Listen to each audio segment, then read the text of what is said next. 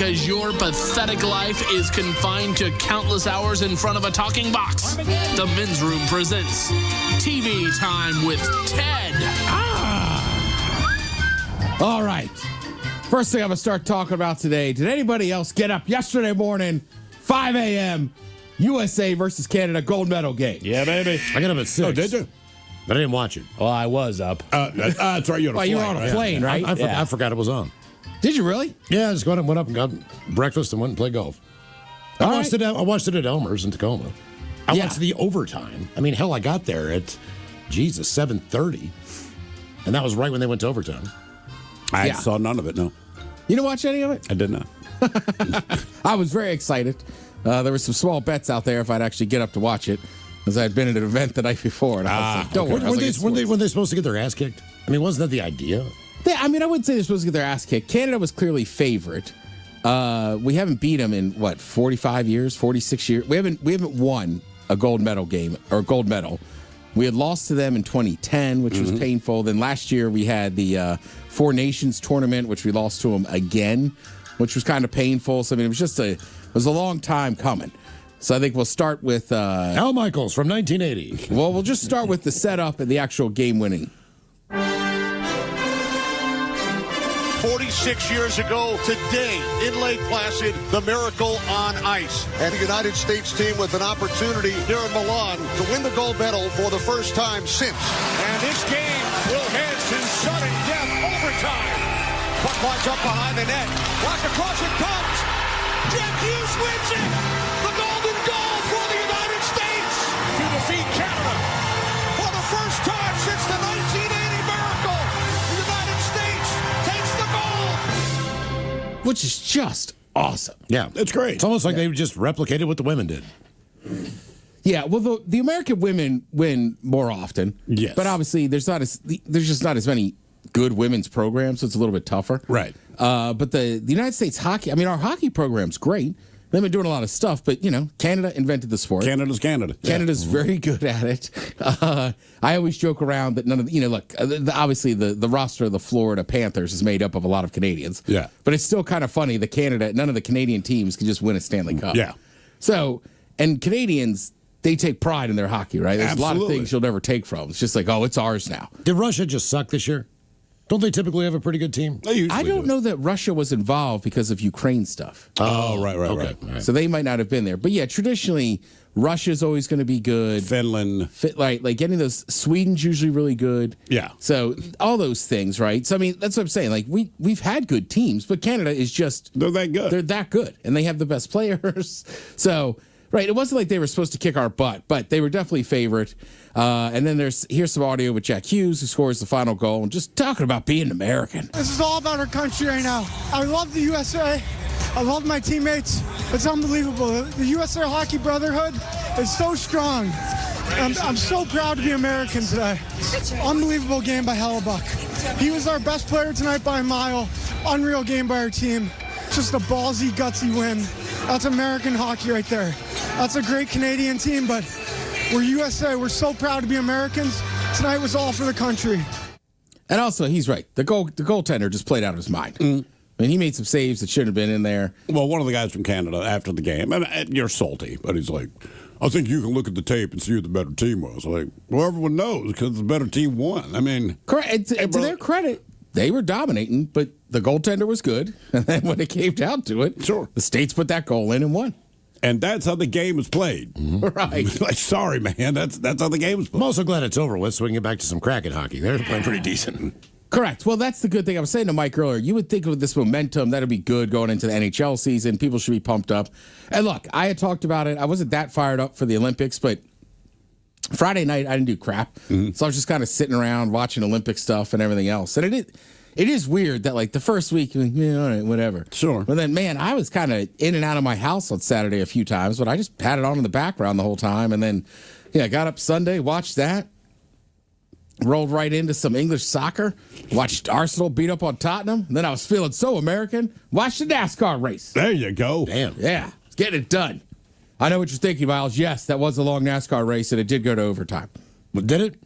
Yeah, I'm not positive. How do you go to overtime in NASCAR? You tie? Isn't that almost impossible? Because there was like a caution with only a few laps left. All right. So then instead of ending it under caution, basically the race ends and then they add a few laps. Okay, I got you. All right. Okay.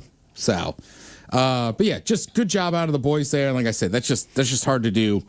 And again, we hadn't played them until that tournament last year that the NHL put on.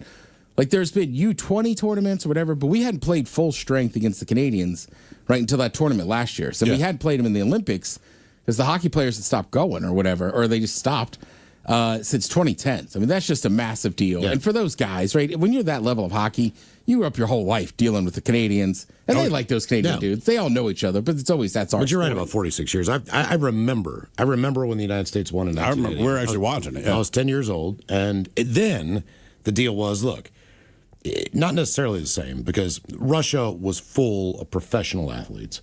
Correct. And the United States were only at that point in time you were amateurs. Yeah. Yeah. So these were kids playing the best in the world. So that was like a big frickin' deal. Like when the Sports Illustrated came out, you know, like it was just you kept that one. The craziest thing about Miracle on Ice is I think people forget like that's the semis.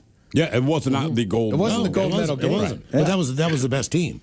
And the fact that you know that Al Michaels called that and still does Thursday Night Football to me is also amazing. 46 years later, he's still calling games. I'm 45. I wasn't born. Right? I'm not born until December of You 80. missed the miracle. I missed the miracle.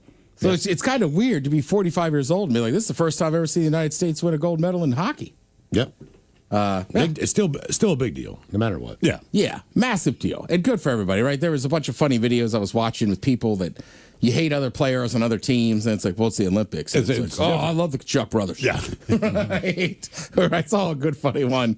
This woman's just like, there's so many issues in the country right now, this and that. And it's like, oh, gold medal game's on in the morning. She's like, these colors do not run. USA. Let's see. Kelly Clarkson, she's leaving her daytime talk show. I don't think anybody should be surprised by this. Look, her husband, they were divorced. Right. But she has 2 kids with that guy. The guy passed away from cancer. She still, her kids are 9 and 11.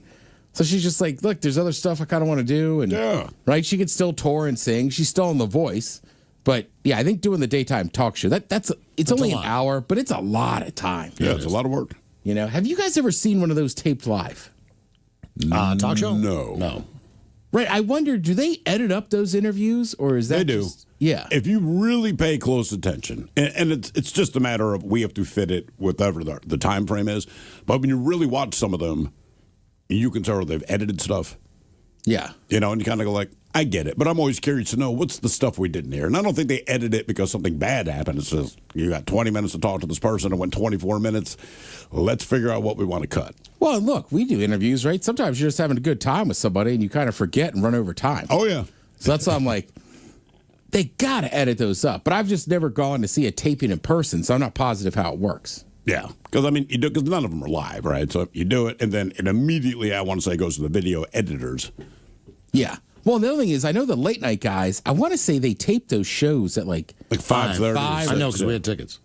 Yeah, well, I know that, and I know for sure is like Letterman always did so much stuff outside that you'd notice in the wintertime it'd be dark, and in the summertime it'd still be light out. Yeah. But yeah, most of those shows air tape in the evening and then air later at night. Correct. We talked about this a little bit earlier. I don't know if we talked about this on the air. I think we were telling Mike off the air. So the British Academy Film Awards went down yesterday. Oh, boy. Right.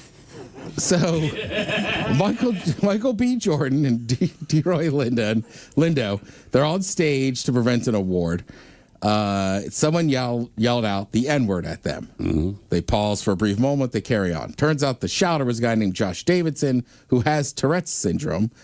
He was invited to because he's the inspiration for the nominated movie I Swear. I want to hear the unedited version of that. Well, that's what they're pissed about. All right, thank you. What we've heard is the edited version, but the BBC, my understanding is it was like a 2-hour delay. They didn't bother to edit it. So a lot of the stuff's like, look, it happened in a closed door situation, but they were like, how did you air this and not edit it out, guys? Well, they edited out a couple of them. But they left in the N-bomb. The N-bomb. So, right, that's what people are like, what are we doing? Right. And he interrupted the show numerous times. It just wasn't this. But the difference is this. He didn't say the N-word again with white people up there. Right. So you think, okay, so when you say Tourette's. you got Tourette's, that's one thing, all right? But you knew exactly. You knew He knew what he exactly was saying. what you were saying when you said it because you never said it again because there was no other black presenter up there. That's what Jamie Foxx said. He said, look, this is BS. He's like, I don't care if the guy had Tourette's. His intent was exactly the same. Exactly. Now, if a woman was up there and he to dropped your the point. C word, Right. okay, you know what he's talking about. He knows what he's saying. Yeah. He might not be able to control it, which is part of the situation with his whatever he's going through. But right. He didn't that doesn't drop an mean- N-bomb That doesn't when mean there he was a didn't white say dude. something racist. Does it not affect how you say stuff? Like, to me, look, I am not defending, for the Right. record. But, like, does Tourette's make you just say the worst stuff of the world? So Well, it's he's like a saying fat what he's person? thinking. You say what you think. Yeah. Yeah. So to you, just him, don't, you don't have the filter. Right. So, but that was where he didn't say he didn't He drop did the not F-bomb. drop the N-bomb on anyone who was Right. not He black. didn't say F He those yelled, guys. shut the F up during an introductory speech. Well, okay, but he didn't drop the N-bomb. Right. That's what I'm saying. Well, no, but that's what I'm saying. Does it just go to the worst place? So his Maybe. mind's like black people be the worst you can? I don't know. I don't know. But I was just like, they dude, still you- should have edited it out. You knew what you were saying. But to me, I'm like, that's just the racist with Tourette's. Yeah. Well, he has Tourette's. He's like, well, he also has a race problem, but whatever. I will say Twitter is that might be the place to go. Oh, really? Yeah. Okay. I mean, does he say it in a British accent? No, it just shouted. It's just very loud. Oh, yeah. It's very clear. Well, the one guy just froze and looked, and his eyes opened wide. I'd be open, like, just are you kidding? But they kept going, and Yep. I think he was cognizant enough to realize who did it and who said it. But that, I mean, still, you're up on stage, and this guy's dropping a racist, and he shouted it. Right. So there was no.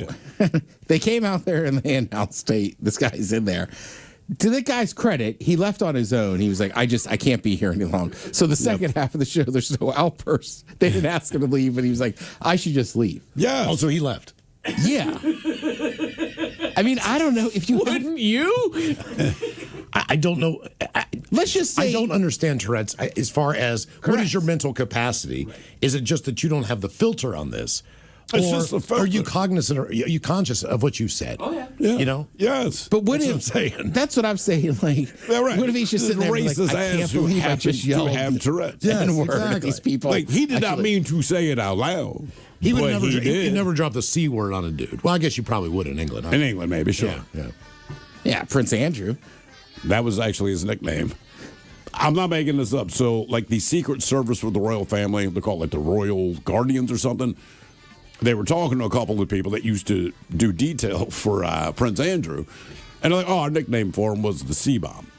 And they're like, why? And they're like, because he annoyed every freaking person he was around. He was just a horrible human being. We knew it, so that's what they called him. We're talking about Kelly Clarkson earlier. The Voice is back tonight, 9 p.m. on NBC. 29th season premiere. Adam Levine, Kelly Clarkson, John Legend.